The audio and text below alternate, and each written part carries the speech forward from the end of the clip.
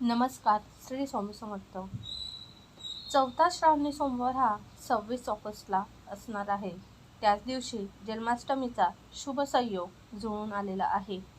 भगवान शंकरांसह श्रीकृष्णांची देखील पूजा या दिवशी केली जाईल. शिवपूजनासोबतच हा योगायोग जुळून आलेला असून हा दिवस अधिक खास मानला जात आहे. तर या दिवशी शंकरासह श्रीकृष्णांची पूजा कशी करावी, तसेच शिवामूठ कोणती आहे अशी बरीचशी माहिती आपण जाणून घेणार आहोत. तो व्हिडिओ शेवटपर्यंत नक्की बघा. श्रावणातल्या सोमवारला विशेष महत्त्व प्राप्त झालेले आहे. यंदा श्रावणातल्या चौथ्या सोमवारी जन्माष्टमीचा शुभ संयोग बरोबर जुळून आलेला आहे. या दिवशी रोहिणी नक्षत्र असून श्रीकृष्ण जन्मोत्सव साजरा केला जाईल. या दिवशी शंकरासह श्रीकृष्णांची सुद्धा पूजा केली जाईल. 26 ऑगस्टला चौथा श्रावणी सोमवार असणार आहे. या दिवशी शयश योग, सर्वार्थ सिद्धी योग, गजकेशरी योगासह धनयोग आणि त्रिग्रही योगाचा शुभ संयोग जुळून आलेला आहे. श्रावणी सोमवारी काय करायचं आहे तर सकाळी लवकर उठा. त्यानंतर तुम्हाला शक्य असेल तर तुम्ही पांढरे वस्त्र परिधान करू शकतात. त्यानंतर आपल्या घराच्या मुख्य दरवाजाचा जो उंबरठा असतो त्याला हळदीचं लेपन करा. त्या ठिकाणी छोटीशी सुंदर अशी रांगोळी सुद्धा काढा. तसेच मुख्य दरवाजावर स्वस्तिक सुद्धा काढा. आणि सर्व झाल्यानंतर आपल्याला सकाळी देवपूजा करायची आहे. देवपूजा झाल्यानंतर आपल्याला शिवलिंगाचा अभिषेक करायचा आहे. शिवलिंगावर अभिषेक तुम्ही सकाळी किंवा तुम्हाला सकाळी जमत नसेल तर तुम्ही संध्याकाळी सुद्धा करू शकतात.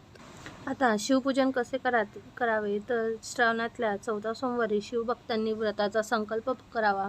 तसेच शिवलिंगही एका ताम्हणात ठेवावे. त्यात 11 वेळा पाण्याने अभिषेक करावा. पाण्याने झाल्यानंतर परत दुधाने किंवा पंचामृताने 11 वेळा अभिषेक करावा आणि परत पुन्हा तिसऱ्यांदा परत पाण्याने 11 वेळा अभिषेक करावा. त्यानंतर अभिषेक करत असताना आपल्याला भगवान शंकरासह श्रीकृष्णाचे सुद्धा ध्यान करायचं आहे. ओम सोमेश्वराय नमः या मंत्राचं पठण करायचं आहे. तसेच चौथ्या श्रावणी सोमवारी शिवामूठ आहे जव, त्यामुळे या दिवशी आपल्याला शिवामूठी जव व्हायची आहे. अभिषेक झाल्यानंतर शिवलिंग स्वच्छ कापडाने व्यवस्थित पुसून घ्यायची आहे आणि ज्या ठिकाणी तुम्ही स्थापित करणार आहे त्या ठिकाणी ठेवून त्यानंतर 3 बोटांनी आपल्याला शिवलिंगाला भस्म लावायचं आहे. भस्म नसेल तर तुम्ही चंदन सुद्धा लावू शकतात. त्यानंतर सर्वात महत्त्वाचं म्हणजे शिवलिंगावर बेलाचं पान अर्पण करा. एक जरी असलं तरी चालेल. तसेच तुम्हाला शक्य असेल तर पांढरे रंगाचे फूल सुद्धा अर्पण करा. धोत्र्याचे फळ सुद्धा अर्पण करा. तसेच धोत्र्याचे फूल, शमी, गोकर्णाचे फूल सुद्धा तुम्ही अर्पण करू शकता. याशिवाय तुम्हाला जर कोणतंही फळ किंवा फूल भेटलं नाही तर तुम्ही एक जरी बेलाचं पान अर्पण केलं तरी चालेल, पण न चुकता एक तरी बेलाचं पान शिवलिंगावर अर्पण जरूर करा. सर्व पूजा झाल्यानंतर आपल्याला नैवेद्य सुद्धा अर्पण करायचा आहे. नैवेद्य हा दूध साखरेचा किंवा एखादा गोड पदार्थ जरी केला असेल तो जरी दाखवला तरी चालेल. नैवेद्य दाखवून झाल्यानंतर आपल्याला शिवामूठ अर्पण करायची आहे. तर हातामध्ये जवस घ्यायची आहे. जवसामध्ये थोडंसं पाणी टाकायचं आहे, म्हणजे जवस ही थोडीफार ओली करायची आहे आणि त्यानंतर मूठ आपली बंद करायची आहे आणि शिवामूठ अर्पण करायची आहे आणि मंत्रसुद्धा म्हणायचा आहे. शिवामूठ अर्पण करताना शिवा शिवा महादेवा माझी शिवामूठ ईश्वर देवा, मनातल्या सर्व इच्छा पूर्ण कर रे देवा, असे 3 वेळा आपल्याला शिवामूठ अर्पण करताना म्हणायचे आहे. शिवामूठ अर्पण झाल्यानंतर आपल्याला कापूर आरती सुद्धा करायची आहे. तुम्हाला जी महादेवांची आरती आवडते ती तुम्ही म्हणू शकतात. अशा प्रकारे आपल्याला शिवपूजन करायचं आहे. आता याच दिवशी श्रावण सोमवार आणि कृष्णाष्टमी आलेली आहे. तर या दिवशी उपवास कसा सोडावा तर ज्यांनी फक्त श्रावण सोमवारचा उपवास धरलेला आहे त्यांनी नेहमीप्रमाणे संध्याकाळी शिवांची पूजा करून संध्याकाळी सात्विक आहार घेऊन उपवास सोडावा.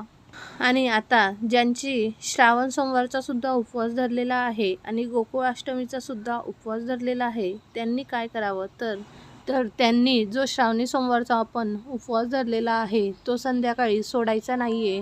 हा उपवास असाच कंटिन्यू आपल्याला ठेवायचा आहे. आणि श्रावणी सोमवारच्या रात्री आपण 12 वाजता जेव्हा श्रीकृष्ण जन्माष्टमी साजरा करू त्यानंतर जन्माष्टमी साजरा झाल्यानंतर आपण जो नैवेद्य भगवान श्रीकृष्णाला दाखवलेला आहे, जो पदार्थ आपण भगवान श्रीकृष्णांना नैवेद्य म्हणून दाखवलेला आहे तो पदार्थ खाऊन, प्रसाद खाऊन आपल्याला श्रावणी सोमवार आणि कृष्ण जन्माष्टमीचा उपवास सोडायचा आहे.